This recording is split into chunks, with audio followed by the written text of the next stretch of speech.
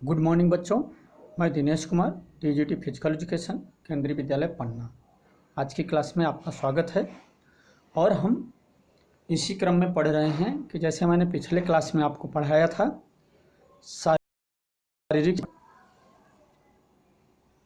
परिभाषा एवं उद्देश्य, जो हमारा चैप्टर चल रहा है, जो फर्स्ट चैप्टर है, उसके माध्यम से हम पढ़ रहे हैं कि शारीरिक शिक्षा का अर्थ, परिभाषा, लक्ष्य एवं उद्देश्य। तो अभी तक हम लोगों ने शारीरिक शिक्षा की परिभाषा पढ़ा है और उसका अर्थ। अब उसके उद्देश्य को हम लोग पढ़ रहे हैं।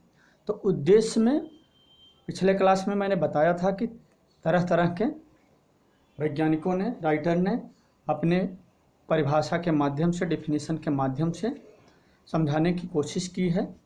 उसमें जो उन्होंने पॉइंट दिए हैं, शारीरिक विकास, मानसिक विकास, सामाजिक विकास, नाड़ी मांसपेशी विकास, नाड़ी संस्थान विकास, तो हम एक एक पॉइंट को विस्तृत रूप से पढ़ेंगे। जैसे कि सभी राइटर ने, किसी ने 4 पॉइंट दिया, किसी ने 5 पॉइंट, किसी ने 2 पॉइंट। तो इस प्रकार से जो शारीरिक शिक्षा के उद्देश्य हैं लोगों के विकास के लिए, उसको हम विस्तृत रूप से पढ़ेंगे। तो इसी क्रम में जो हमारा पहला पॉइंट है वो है शारीरिक विकास। शारीरिक शिक्षा के माध्यम से हम शारीरिक विकास कैसे कर सकते हैं, इस पर हम विस्तार से चर्चा करेंगे। तो आइए देखते हैं। फिजिकल डेवलपमेंट में है शारीरिक शिक्षा का मुख्य उद्देश्य शारीरिक विकास है। जो शारीरिक शिक्षा का मुख्य उद्देश्य है वो क्या है? शारीरिक विकास। शारीरिक शिक्षा के माध्यम से शारीरिक विकास अच्छे से करना होता है। यह हमारे शारीरिक संस्थानों, जो हमारे शारीरिक संस्थान हैं, जैसे रक्त संचार, श्वसन संस्थान, स्नायु प्रणाली, मांसपेशी संस्थान और पाचन प्रणाली इत्यादि का विकास करती है। तो इस प्रकार से शारीरिक शिक्षा के माध्यम से हम अपने रक्त संचार में सुधार कर सकते हैं, श्वसन संस्थान को मजबूत कर सकते हैं, स्नायु प्रणाली को मजबूत कर सकते हैं, मांसपेशी और पाचन, मांसपेशियों को मजबूत कर सकते हैं, अपनी पाचन शक्ति बढ़ा सकते हैं। इस चीज़ से कहा गया है कि इतने चीज़ का विकास शारीरिक शिक्षा के माध्यम से किया जा सकता है। आगे बढ़ते हैं हम।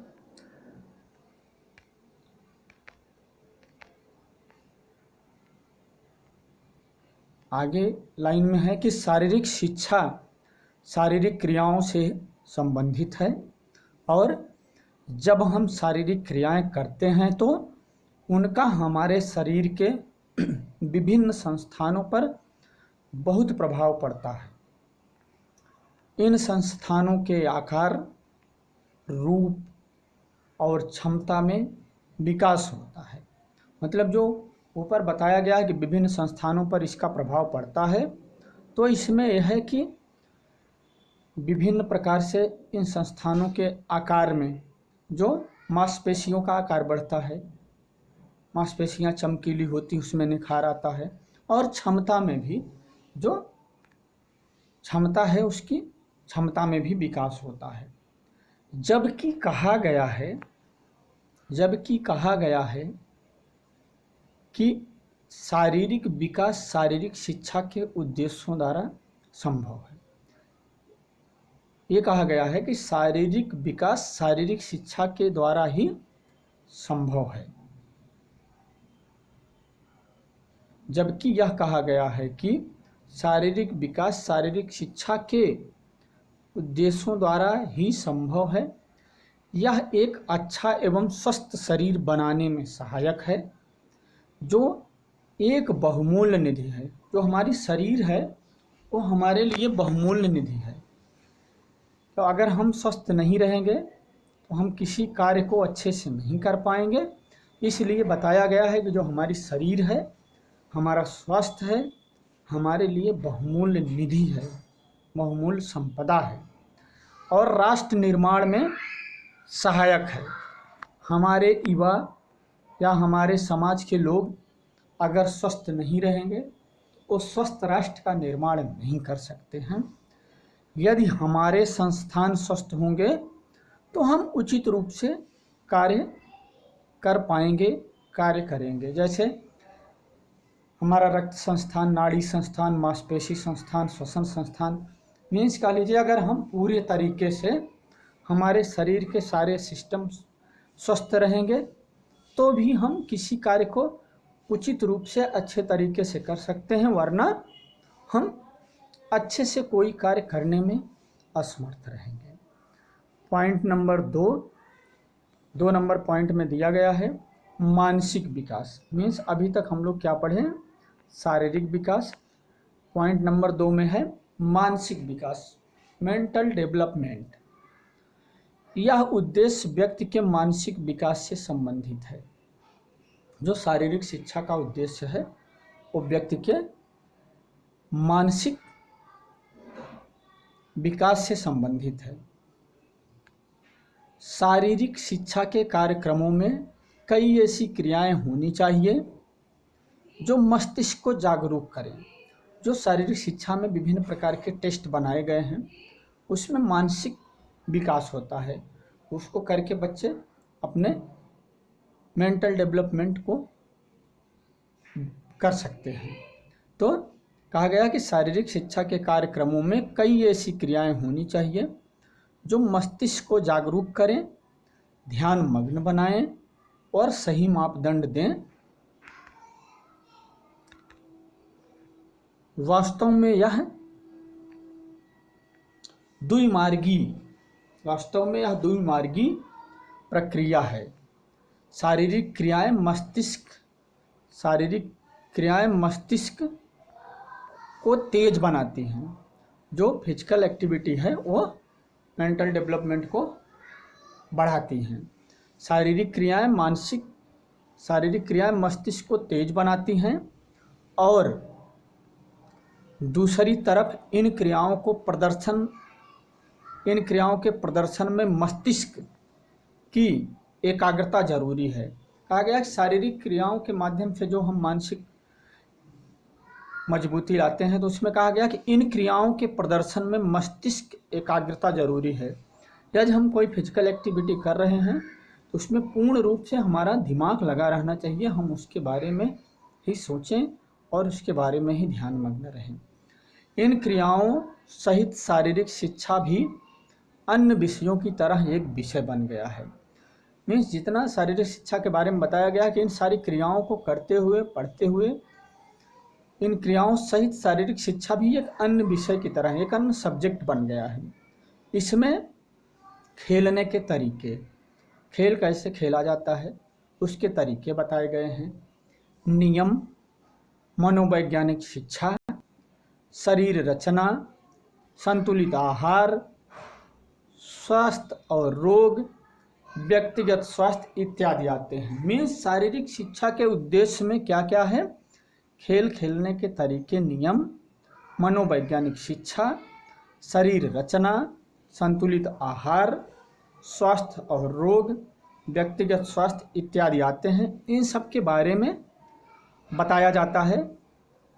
आगे देखते हैं। इस तरह मानसिक विकास ने अपना स्थान लिया है। मीन्स इतनी चीज़ों का विकास करने के लिए शारीरिक शिक्षा के माध्यम से बताया गया है तो मानसिक विकास ने अपना स्थान लिया है। मीन्स मानसिक विकास बहुत जरूरी है। इन विभिन्न क्रियाओं में भाग लेकर व्यक्ति निष्कर्ष निकालना सीख जाता है। इन जो शारीरिक एक्टिविटी है, खेल कूद है, उसके माध्यम से व्यक्ति यह सीख जाता है कि सही निष्कर्ष क्या है। खेल के दौरान कई प्रकार की स्थितियां आती हैं जिनमें खिलाड़ी अपना स्वयं का स्वतंत्र निर्णय स्थिति के अनुसार लेता है। इस तरह उसका मानसिक विकास होता है। तो इसमें लास्ट लाइन में बताया गया है कि मानसिक विकास कैसे होता है कि इनमें खिलाड़ी अपना स्वयं खेल के दौरान कई प्रकार की स्थितियां, जैसे खेल हो रहा है, कोई फाउल कर रहा है, कोई अच्छा खेल रहा है, कोई कहीं दिक्कत हुई, तो कहा गया है कि खेल के दौरान कई प्रकार की स्थितियां आती हैं जिनमें खिलाड़ी अपना स्वयं का स्वयं का नियंत्रण, स्वयं का निर्णय स्थिति के अनुसार लेता है। इस तरह उसका मानसिक विकास होता है। अब आइए अगले पॉइंट हम देखते हैं कि शारीरिक शिक्षा के माध्यम से सामाजिक विकास कैसे होता है। इसको विस्तार से हम पढ़ेंगे। सामाजिक विकास सोशल डेवलपमेंट, इस उद्देश्य का संबंध सामाजिक गुणों के विकास से है जो कि जीवन में अच्छे समायोजन के लिए जरूरी है। शारीरिक शिक्षा का कार्यक्रम इन गुणों को बढ़ाने के लिए कई रास्ते बताता है। शारीरिक शिक्षा मनुष्य में नेतृत्व के गुणों का भी विकास करती है। बताया गया है कि शारीरिक शिक्षा के माध्यम से समाज में अच्छे समायोजन, लोगों के साथ बात व्यवहार, लोगों के साथ अच्छे संबंध बनाए रखने में सहायक है। और दूसरा कहा गया है कि शारीरिक शिक्षा मनुष्य में नेतृत्व के गुण विकसित करती है। शारीरिक शिक्षा लोगों में शारीरिक क्रियाओं द्वारा भिन्न भिन्न क्षेत्रों के खिलाड़ियों को एक दूसरे के निकट आने का अवसर मिलता है। बताया गया है कि अगर शारीरिक क्रियाओं में जो लोग भाग लेते हैं तो वो तरह तरह के विभिन्न देशों के विभिन्न जगहों के खिलाड़ी एक दूसरे से मिलते हैं तो उनके बारे में समझते हैं, देखते हैं, उनसे दोस्ती करते हैं। तो इस प्रकार से सामाजिक विकास होता है। वो हमारे समाज के बारे में जानते हैं, हम उनके समाज के बारे में जानते हैं। इस प्रकार कहा गया है कि शारीरिक क्रियाओं द्वारा भिन्न भिन्न क्षेत्रों के खिलाड़ियों को एक दूसरे के निकट आने का अवसर मिलता है और वे परिस्थितियों के अनुसार समायोजन करते हैं। जिस प्रकार की स्थिति है, परिस्थिति है, उस प्रकार से समायोजन करते हैं। इस प्रकार उनमें मित्रता की भावना विकसित होती है। यह सहयोग, सम्मान, अच्छा खेल, संयम खेलने की भावना, सांत्वना इत्यादि गुणों को सीखने का अच्छा स्रोत है। इन गुणों द्वारा शारीरिक शिक्षा के कार्यक्रम विकसित होते हैं और समाज में एक अच्छे तथा स्वस्थ वातावरण का निर्माण होता है। और इस तरह का वातावरण शारीरिक शिक्षा के कार्यक्रमों से ही संभव है। मीन्स हम कह सकते हैं कि जैसे आजकल हमारा क्रिकेट का IPL चलता है, प्रो कबड्डी लीग चलती है, तो विभिन्न देशों के खिलाड़ी आके खेलते हैं या हमारे खिलाड़ी उन देशों में जाके खेलते हैं, उनसे दोस्ती होती है, उनके साथ खेल के उनके समाज के बारे में जानते हैं, उनसे दोस्ती हो जाती है। फिर बाद में भले अलग अलग देशों से खेलते हैं, उन्हीं के साथ उनका मैच होता है, लेकिन उनकी दोस्ती रहती। खेल को खेल की भावना से खेलते हैं, लेकिन जो सामाजिक विकास है, उनकी दोस्ती है, उनका व्यवहार है, वो अच्छे तरीके से रहता है। इसी क्रम में हम अगले पॉइंट में चलते हैं। नाड़ी संस्थान तथा मांसपेशी संस्थान में समन्वय। मीन्स जो हमारी मांसपेशी संस्थान और नाड़ी संस्थान है, इन दोनों में समन्वय कैसे होता है? Neuromuscular coordination. यह उद्देश्य नाड़ी संस्थान तथा मांसपेशी संस्थानों में समन्वय स्थापित करता है। कौन सा उद्देश्य? शारीरिक शिक्षा का उद्देश्य नाड़ी संस्थान तथा मांसपेशी संस्थानों में समन्वय, कोऑर्डिनेशन स्थापित करता है। शारीरिक शिक्षा की ये क्रियाएं नाड़ी संस्थान व मांसपेशी संस्थान के मध्य समन्वय स्थापित करने के लिए अवसर देती हैं। कहा गया है कि शारीरिक शिक्षा की ये क्रियाएं,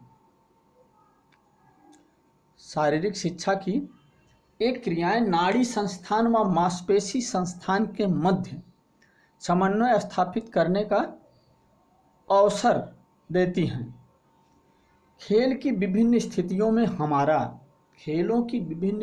में हमारा नाड़ी संस्थान, मांसपेशी संस्थान विकसित होता है। जैसे खेल की बहुत सारी स्थितियां ऐसी हैं जिसमें हमारा नाड़ी संस्थान और मांसपेशी संस्थान दोनों विकसित होता है।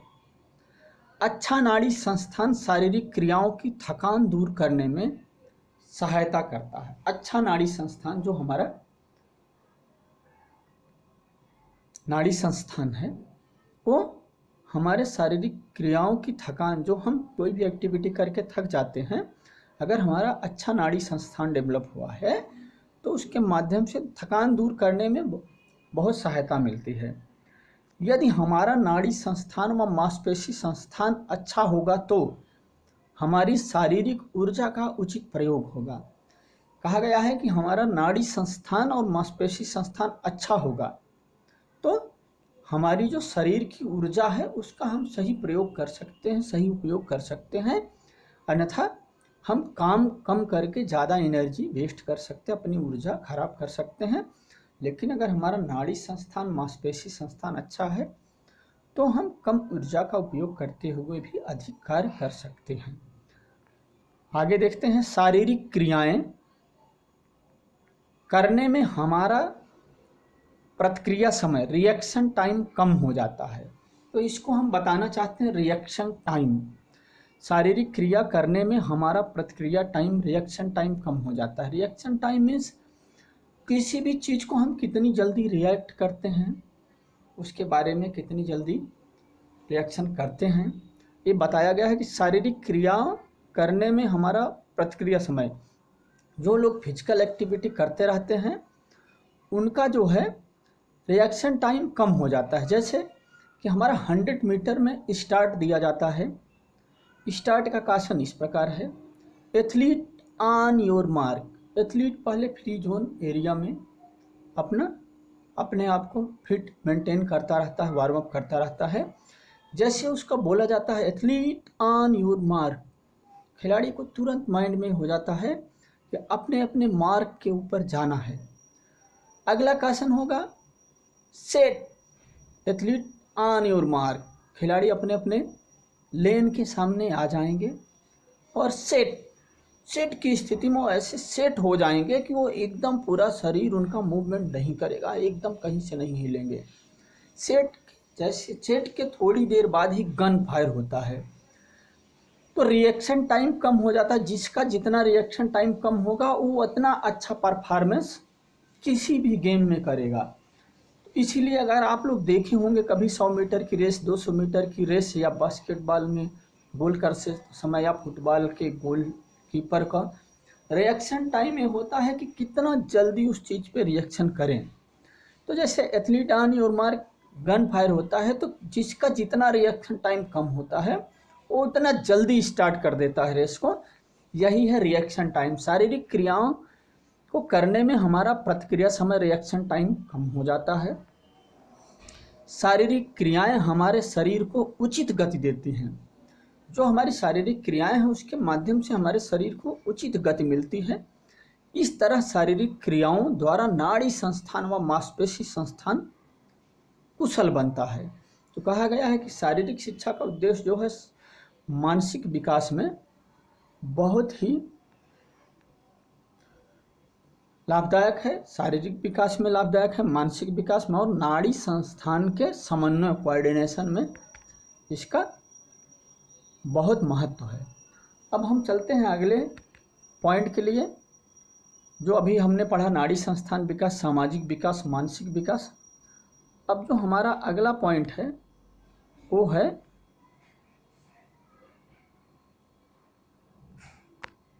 भावनात्मक विकास, इमोशनल डेवलपमेंट। तो हम देखते हैं कि हमारा शारीरिक शिक्षा के माध्यम से इमोशनल डेवलपमेंट कैसे होता है। शारीरिक शिक्षा का मुख्य उद्देश्य व्यक्ति का भावनात्मक या संवेगात्मक विकास करना है। क्या है? शारीरिक शिक्षा का मुख्य उद्देश्य व्यक्ति का भावनात्मक या संवेगात्मक विकास करना भी है। व्यक्ति में अनेक भावनाएं या संवेग होते हैं। जैसे जो भावनाएं व संवेग क्या हैं? जैसे खुशी, आशा, ईर्ष्या, घृणा, डर, दुख, क्रोध, आश्चर्य, कामुकता, एकाकीपन आदि। इन संवेगों के ऊपर यदि व्यक्ति का उचित नियंत्रण ना हो तो वह असामान्य व अनियंत्रित हो जाता है। तो बच्चों इस चीज़ को अच्छे से देखेंगे। फिर से मैं बताना चाहता हूँ आपको, शारीरिक शिक्षा के माध्यम से, जो शारीरिक शिक्षा का उद्देश्य है, उसके माध्यम से लोगों में क्या क्या डेवलपमेंट होता है। तो कहा गया व्यक्ति में अनेक भावनाएं होती हैं या संवेग होते हैं। क्या होता है? खुशी। जैसे किसी चीज़ को हम कर रहे हैं, उसमें हम सफल हो जाते हैं तो बहुत अच्छे से खुश होते हैं, अच्छा लगता है, खुशी हो जाते हैं। और जो है संवेग, उसमें क्या है? आशा। किसी चीज़ को हम कर रहे हैं तो उसमें एक आशा होती है कि हम सफल ज़रूर होंगे या इसको अच्छे से कर पाएंगे। एक होती ईर्ष्या, किसी चीज़ को यदि हम ना कर पाएँ या उसमें सफल ना हो, उस चीज़ से थोड़ा हमको दुख होता है, ईर्ष्या होने लगती है, या बार बार उस चीज़ में हम सोचते हैं कि ये हमसे नहीं होता। घृणा, किसी चीज़ से घृणा हो जाना। डर, डर भी रहता है कि हम इस चीज़ को कर पाएंगे, नहीं कर पाएंगे, कैसे होगा, या हम वहाँ जाएंगे क्या होगा। दुख, इन सब चीज़ों में दुख भी होता है। दुख, अगर हम नहीं कर पाएंगे दुखी हो जाते हैं, या करने की कोशिश कर रहे हैं नहीं कर पा रहे हैं दुखी हो जाते हैं। क्रोध, गुस्सा भी बहुत आता है, क्रोध होता है। इतना मतलब कि ये जो व्यक्ति में अनेक भावनाएं, संवेग हैं, क्या क्या हैं? खुशी है, आशा है, ईर्ष्या है, घृणा है, डर है, दुख है, क्रोध है, आश्चर्य, कामुकता, एकाकीपन आदि इतने संवेग लोगों में हैं। तो कहा गया इस संवेगों के ऊपर यदि व्यक्ति का उचित, जितने संवेग बताए गए हैं, यदि व्यक्ति का उचित नियंत्रण ना हो तो वह असामान्य व अनियंत्रित हो जाता है। मीन्स वो उल्टी सीधी एक्टिविटी करने लगता है या व्यवहार उल्टा सीधा करने लगता है, अनियंत्रित हो जाता है। संवेग व्यक्ति के लिए महत्वपूर्ण होते हैं। जितने संवेग बताए गए हैं ये सारे व्यक्ति के अंदर रहते हैं और ये महत्वपूर्ण होते हैं, लेकिन इनकी अधिकता खराब होती है। कहा गया कि जितने इसमें संवेग बताए गए हैं ये महत्वपूर्ण होते हैं, लेकिन इनमें से कोई अधिक हो गया तो वो खराब होता है। शारीरिक शिक्षा के कार्यक्रम इन संवेगों को विकसित भी करते हैं। जितने प्रकार के संवेग हैं वो शारीरिक शिक्षा के कार्यक्रम के माध्यम से इसमें डेवलपमेंट होता है, नियंत्रित करने के लिए। चाहे खुशी हो, चाहे आशा हो, चाहे ईर्ष्या हो, चाहे घृणा हो, दुख हो, क्रोध हो, आश्चर्य हो, कामुकता, इन सबको नियंत्रित करने के लिए शारीरिक शिक्षा सिखाता है, या शारीरिक शिक्षा ही एक माध्यम है। आगे बढ़ते हैं। शारीरिक शिक्षा के कार्यक्रम इन संवेगों को विकसित भी करते हैं तथा इनके ऊपर नियंत्रण भी सिखाते हैं। शारीरिक शिक्षा के कार्यक्रमों में भाग लेकर व्यक्ति अपनी भावनाओं पर नियंत्रण कर सकता है या करने लगता है। अगला पॉइंट जो है 6 नंबर, ये क्या है? स्वास्थ्य विकास। स्वास्थ्य का विकास, health development, development of health. जो शारीरिक शिक्षा की एक्टिविटी हैं, क्रियाकलाप है, उसके माध्यम से स्वास्थ्य में विकास होता है। तो हम पढ़ते हैं इसको। शारीरिक शिक्षा का उद्देश्य व्यक्ति के स्वास्थ्य का विकास करना है। यह व्यक्ति की स्वास्थ्य संबंधी आदतों का विकास करती है, संक्रामक रोगों से बचाव की शिक्षा भी प्रदान करती है।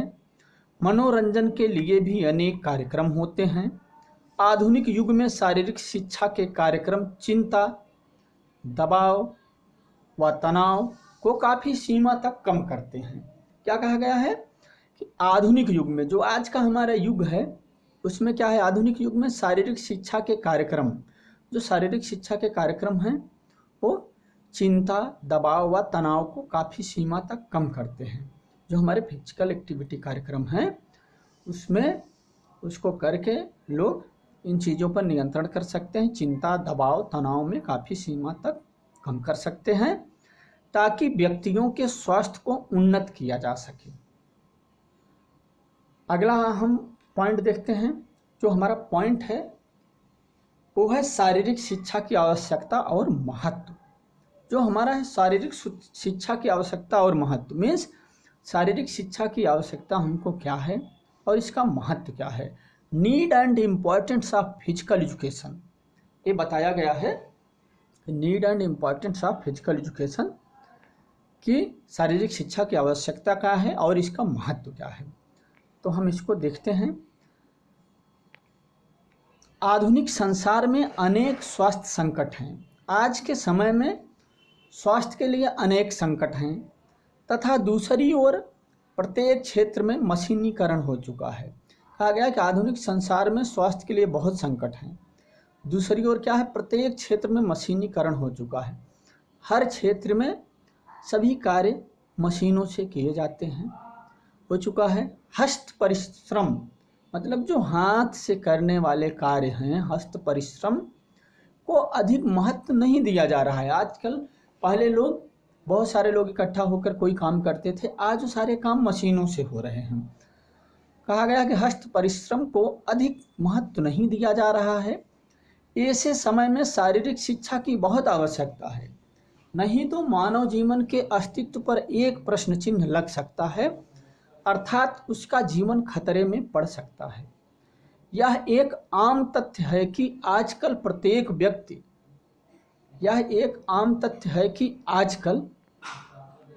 व्यक्ति तनाव, दबाव व चिंता में रहता है। क्या कहा गया है कि यह आम तथ्य है, आज के समय में सबके लिए एक आम तथ्य है कि आजकल प्रत्येक व्यक्ति, सभी लोग क्या हैं, तनाव में हैं, दबाव में हैं, चिंता में हैं। कह रहा है कि तनाव, दबाव व चिंता में रहता है, जिनके कारण व्यक्ति अवसाद, डिप्रेशन की स्थिति में चला जाता है। अवसाद की स्थिति में व्यक्ति सामान्य जीवन व्यतीत करने की सोच भी नहीं सकता। मीन्स अगर डिप्रेशन में है, टेंशन में है, तो सामान्य जीवन जीने के लिए वो सोच भी नहीं सकता है। इसके बाद अवसाद हमारे शरीर के सभी संस्थानों का पतन करना शुरू कर देते हैं। जब हम डिप्रेशन में चले जाते हैं तो फिर हम धीरे धीरे हमारे शरीर, कहा गया कि शरीर के सभी संस्थानों, जो हमारे सिस्टम्स हैं, उनका पतन होने लगता है। वास्तव में हम आराम परस्त जीवन शैली अपना रहे हैं।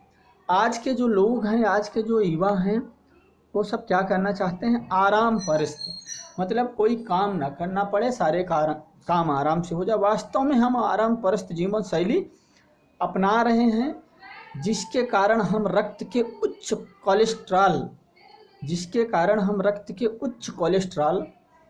उच्च रक्तचाप व मोटापे, ओबेसिटी का शिकार हो रहे हैं।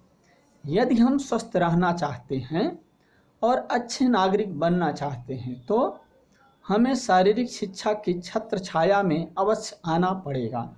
मीन्स कहा गया कि यदि मनुष्य को, हमारे समाज को या पूरी दुनिया में जो भी लोग रह रहे हैं, उनको स्वस्थ रहना है तो उनको शारीरिक शिक्षा की छत्र छाया में आना होगा। जैसे सुबह मॉर्निंग वॉक करना है, जैसे मॉर्निंग वॉक करना, इवनिंग वॉक करना, खाली समय है तो कुछ एक्सरसाइज करना। मीन्स कोई भी कार्य को अच्छे से करें। आज के समय में आरामप्रस्त जीवन हो गया है। किसी भी कार्य करने के लिए हम रिमोट का सहारा लेते हैं, या थोड़ी दूर भी पैदल जाना होता है तो हम गाड़ी का सहारा लेते हैं, कार से जाते हैं, ऑटो से जाते हैं, बाइक से जाते हैं। जबकि हम चाहें 500 मीटर, 800 मीटर, 1 किलोमीटर, 1.5 किलोमीटर हम पैदल जा सकते हैं। हम उस स्थिति में साधन का प्रयोग करें, जिस स्थिति में हमको बहुत देर हो रही है, हम नहीं पहुंच पा रहे हैं, तो हम साधन का प्रयोग करें। वरना अगर हमको कुछ दूर पैदल जाना है, जैसे हमको घर से सब्जी लेने के लिए जाना है, तो हम पैदल जा सकते हैं। थोड़ा और दूर है, हम साइकिल का प्रयोग कर सकते हैं। कोशिश करें कि हम पैदल घूमते हुए जाएं। अगर हम पैदल घूमते हुए जाते हैं सब्जी लेने, तो हम कुछ लोगों से मिलते हैं, कुछ लोगों को देखते हैं कि कोई क्या कर रहा है, क्या लिखा हुआ है दीवारों पर, या कहीं कुछ पोस्टर लगे हैं, उनको हम देख सकते हैं, उनको पढ़ सकते हैं और पैदल चल के स्वस्थ रह सकते हैं। इसके विपरीत यदि हम कार में बैठे, कार में गए, दुकान पे पहुँचे, सामान लिए, फिर अपने घर आ गए। बाइक में बैठे, हम गए दुकान पे, जहाँ हमको सामान लेना वहाँ पहुँचे, उनसे सामान लिए अपने घर में। तो पैदल जाके आने में हम स्वस्थ भी हो रहे हैं और हम कुछ चीज़ों को देख पा रहे हैं, कुछ लोगों से मिल भी पा रहे हैं। तो इस प्रकार से कहा गया है कि अपने महत्व के कारण शारीरिक शिक्षा इस स्तर पर हमारे लिए लाभदायक सिद्ध हो सकती है। अगला पॉइंट में हम देखते हैं कि शारीरिक शिक्षा की आवश्यकता एवं महत्व पर अनेक दार्शनिकों ने, अनेक राइटर्स ने, अनेक वैज्ञानिकों ने अपने अपने जो विचार दिए हैं वो किस प्रकार हैं। पहला है डॉक्टर राधाकृष्णन के अनुसार। जो डॉक्टर राधाकृष्णन जी हैं उन्होंने शारीरिक शिक्षा के महत्व पर जो अपने विचार प्रकट किए हैं वो इस प्रकार हैं। प्रकृति में मनुष्य और भौतिक प्रकृति में मनुष्य भौतिक हैं। वे शरीर रखते हैं जो वृद्धि के निश्चित नियमों का पालन करते हैं। उनको अच्छे स्वास्थ्य तथा शारीरिक सुयोग्यता में ही रखा जाना चाहिए। मजबूत शारीरिक नींव के बिना कोई राष्ट्र महान नहीं रह सकता है, नहीं बन सकता है। ऐसा किसने कहा है? डॉक्टर राधाकृष्णन जी ने। इसको मैं फिर से दोहराना चाहता हूँ। प्रकृति में मनुष्य, जो हमारा नेचर है उसमें मनुष्य क्या है? प्रकृति में मनुष्य मनोभौतिक है। जो मनोभौतिक है का मतलब जो हमारा नेचर है, जो प्रकृति है, जो दुनिया है, इसमें सिर्फ मनुष्य ही मनोभौतिक है, जो अपने मन से सोच समझ कर कोई कार्य कर सकता है, उसके अलावा कुछ नहीं है। कहा है प्रकृति में मनुष्य मनोभौतिक है। वे शरीर रखते हैं, मीन्स उनके पास एक शरीर है जो वृद्धि के निश्चित नियमों का पालन करते हैं। जो हमारे पास शरीर है उसमें वृद्धि के निश्चित नियमों का हम पालन करते हैं। उनको अच्छे से स्वास्थ्य तथा शारीरिक सुयोग्यता में ही रखा जा सकता है। जो हमारा शरीर है उसको स्वास्थ्य तथा शारीरिक सुयोग्यता में रखा जा सकता है। मजबूत शारीरिक नींव के बिना कोई राष्ट्र महान नहीं बन सकता। यदि हमारे युवा या हमारे देश के लोग मजबूत शारीरिक रूप से मजबूत नहीं हैं तो हमारे समाज की नींव अच्छे राष्ट्र के लिए महान नहीं बन सकते हैं। अगला पॉइंट जो है यूनेस्को की परिभाषा जो दी गई है। यूनेस्को ने एक रिपोर्ट के अनुसार बताया है शारीरिक शिक्षा के महत्व को। इन्होंने बताया है कि प्रत्येक मनुष्य को शारीरिक शिक्षा तथा खेलों की पहुंच का मौलिक अधिकार होना चाहिए। यूनेस्को की एक रिपोर्ट ने क्या बताया है? प्रत्येक मनुष्य, जितने समाज में लोग हैं, सबके लिए शारीरिक शिक्षा होना चाहिए। प्रत्येक मनुष्य को शारीरिक शिक्षा तथा खेलों की पहुंच का मौलिक अधिकार होना चाहिए, जो उसके व्यक्तित्व के पूर्ण विकास के लिए आवश्यक है।